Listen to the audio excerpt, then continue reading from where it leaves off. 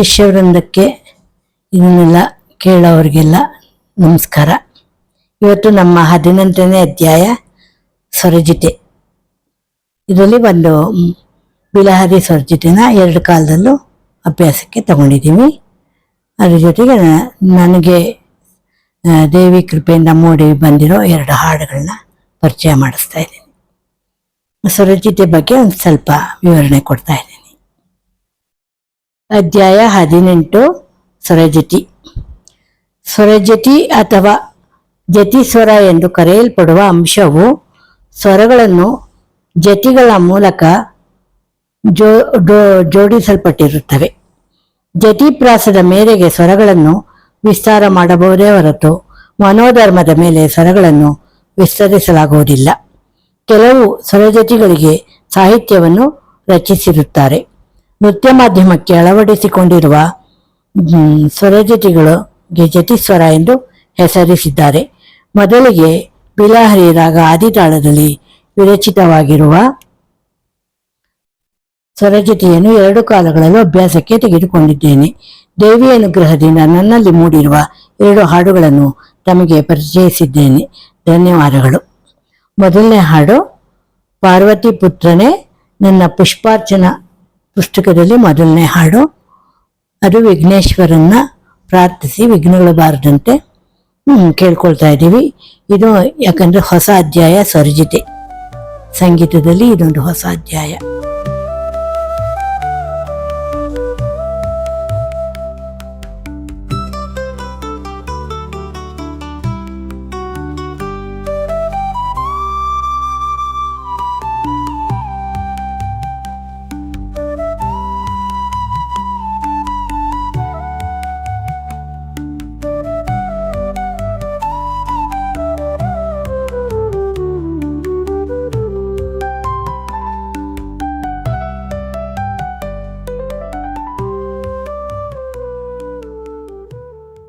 ಹಾಡಿನ ಶೀರ್ಷಿಕೆ ಬಂದು ಫಲಪ್ರದ. ಮೋಹನ ರಾಗ ಆದಿತಾಳ. ಅದ್ರ ಬಗ್ಗೆ ಒಂದು ಸಣ್ಣ ಕಿರು ಪರಿಚಯ. ಯಾವ ಕೆಲಸ ಆರಂಭಿಸುವ ಮೊದಲು ವಿನಾಯಕನ ವಿಜ್ಞಾಪನೆ ವಿಶೇಷ ಸ್ಥಾನ ಪಡೆದಿದೆ. ವಿಘ್ನೇಶ್ವರನ ವಿವರಣೆ ವಿಪರೀತವಾದರೂ ವಿಶಿಷ್ಟದ ವಿಷಯ. ಭಗವಂತನ ವಿಷಯವೇ ಹಾಗೆ ವರ್ಣನಾತೀತ. ಸುಲಭ ಸರಳ ಕನ್ನಡದಲ್ಲಿ ನನ್ನ ಮನಸ್ಸಿನಲ್ಲಿ ಮೂಡಿದ ಭಾವನೆಗಳನ್ನು ಬರೆಯುವ ಪ್ರಯತ್ನ ಮಾಡಿದ್ದೇನೆ. ನಿರ್ವಿಘ್ನವಾಗಿ ನಡೆಸಿಕೊಂಡು ಹೋಗುತ್ತಾನೆ ಎಂಬ ನಂಬಿಕೆಯೇ ನನ್ನ ಶಕ್ತಿ ಹಾಗೂ ಭಕ್ತಿ.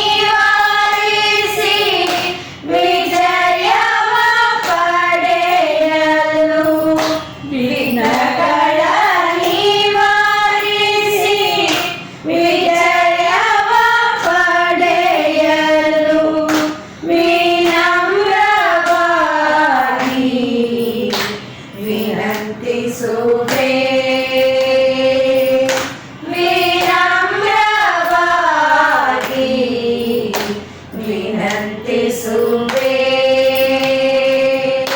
ಪರಮ ಪವಿತ್ರನೇ ಪ್ರಾರ್ಥಿಸುವೆ ಪರಮ ಪವಿತ್ರನೇ ಪ್ರಾರ್ಥಿಸುವೆ ಗಣಗಳ ಒಡೆಯನೇ ಗಣಪತಿ ದೇವನೇ ಗಣಗಳ ಒಡೆಯನೇ ಗಣಪತಿ ದೇವನೇ ವಿಘ್ನಗಳ ಸರಿಸೋ ವಿಘ್ನೇಶ್ವರನೇ ವಿಘ್ನಗಳ ಸರಿಸೋ ವಿಘ್ನೇಶ್ವರನೇ ಗಜಗಾಂಭೀರ್ಯದ ಗಜಾಮುಖನೇ ಗಜಗಾಂಭೀರ್ಯದ ಗಜಾಮುಖನೇ ವಿನಯ ಸಂಪನ್ನ ವಿನಾಯಕನೇ ವಿನಯ ಸಂಪನ್ನ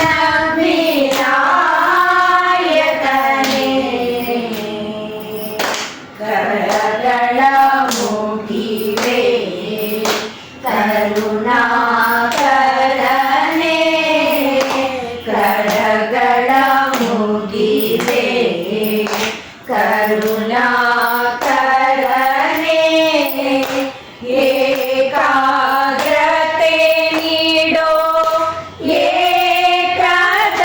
ಏಕದಂತನೇ ಏಕಾಗ್ರತೆ ನೀಡೋ ಏಕದಂತನೇ ಜ್ಞಾನವ ಕರುಣಿಸೋ ಜ್ಞಾನೇಶ್ವರನೇ ಜ್ಞಾನವ ಕರುಣಿಸೋ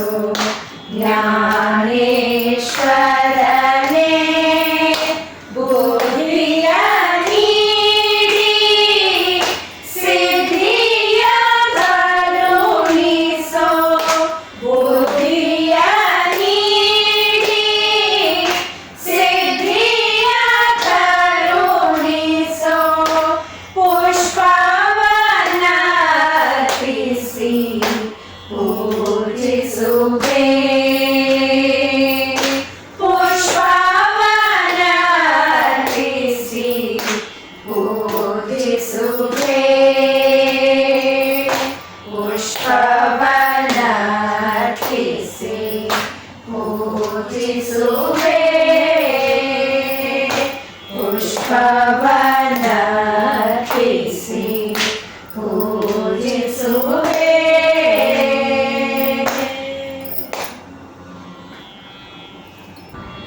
ರಾಗ ಬಿಲಹರಿ ಆದಿತಾಳ ಸರಿ ಗ ಪ ದ ಸಾ ಸಾ ನಿ ದ ಪ ದ ನಿ ದ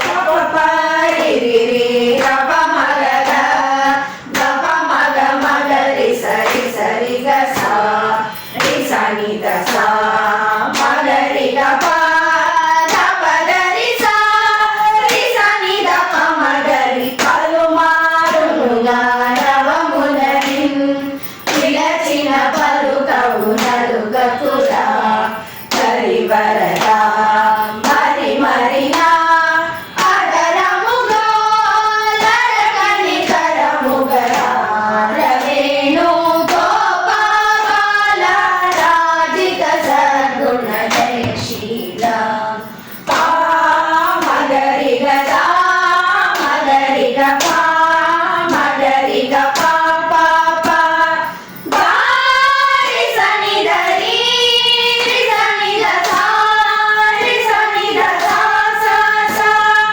ಗಾರಿ ಸರಿ ರಿ ರಿ ರಿ ಸನಿ ದ ದ ದ ಗ ಪ ಮ ಗ ಗ ಗ ಸರಿ ಗ ಗ ಪ ರಿ ಸರಿ ಗ ಸಾ ಗಾರಿ ಸನಿ ದ ಪ ಮ ಗ ರಿ ಸರಿ ಗ ರ ನ ಗ ಗ ಗ ರ ಪುರ ಹರ ರ ಭವ ಹರ ರ ವೇರ ಈ ಮಗುವನು ಈ ನನ್ನನು ಈ ಸೊಗಸನು ಚೇಕೋರ ಕೋರಿ ಕಲಿಂಪಂದ ಚಂದ ಮುನಿಯಂದ ಬೇರನು ನೀ ಚಂದ ಮರವಕುಲ ಕರಮುಲಕೆ ಮರಿ ಮರಿ ನೀನು ಶರಣೆನು ತರವೇಣು ಗೋಪಾಲ ರಾಜಿತ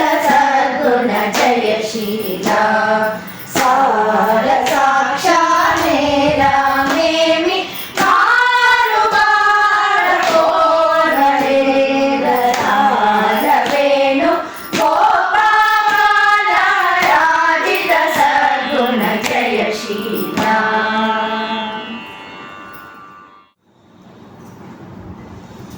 ನನ್ನ ಪುಷ್ಪಾರ್ಚನಾ ಪುಸ್ತಕದಿಂದ 27ನೇ ಹಾಡು ಪರಮ ಸುಖ. ಪರಮಾತ್ಮನಿಗೆ ಮನುಕುಲದ ಮೇಲೆ ಅಪಾರ ಅಕ್ಕರೆ. ಪಂಚೇಂದ್ರಿಯಗಳಿಂದ ಸುಖಾನುಭವದ ಅರಿವನ್ನು ಅನುಭವಿಸುವ ಬುದ್ಧಿ ಕೊಟ್ಟಿದ್ದಾನೆ. ಯಾವುದೇ ಒಂದು ಸ್ವಾರ್ಥಕ್ಕೆ ಬಳಸಿದಾಗ ಸುಖ ಸಿಕ್ಕುವುದಿಲ್ಲ, ಸಿಕ್ಕಿದಂತೆ ಭ್ರಮೆ ಅಷ್ಟೇ. ಪಂಚೇಂದ್ರಿಯಗಳಿಂದ ಪರಮಾತ್ಮನನ್ನು ಅನುಭವಿಸಿದಾಗ ಅದರ ಮಹತ್ವದ ಮನವರಿಕೆಯಾಗುತ್ತದೆ. ನಮ್ಮ ಸನಾತನ ಧರ್ಮ ಬಹಳ ವಿಶಾಲ. ಕ್ಷಣಿಕ ಸುಖಕ್ಕೆ ಎಡೆ ಮಾಡಿಕೊಡುವುದಿಲ್ಲ. ಸ್ವಾರ್ಥ ಸುಖ ಕ್ಷಣಿಕ ಸಂತೋಷ ಕೊಟ್ಟರೆ ಪರಮಾತ್ಮದಿಂದ ಪರಮಾನಂದ, ಅಂದರೆ ನಿರಂತರ ಆನಂದ. ಯಾವ ರೀತಿ ಬಳಸಿದಾಗ ಈ ಪಂಚೇಂದ್ರಿಯಗಳಿಂದ ಪರಮ ಸುಖ ಪಡೆಯಬಹುದು ಎಂಬುದನ್ನು ಹಾಡಿನ ರೂಪದಲ್ಲಿ ನೋಡೋಣ.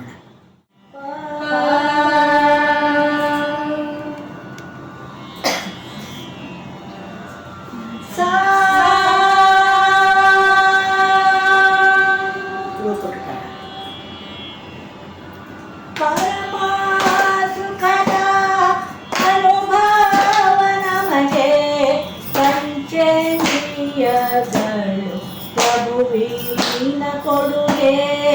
ಪರಮ ಸುಖದ ಅನುಭವ ನಮಗೆ ಪಂಚೇಂದ್ರಿಯಗಳು ಪ್ರಭುವಿನ ಕೊಡುಗೆ.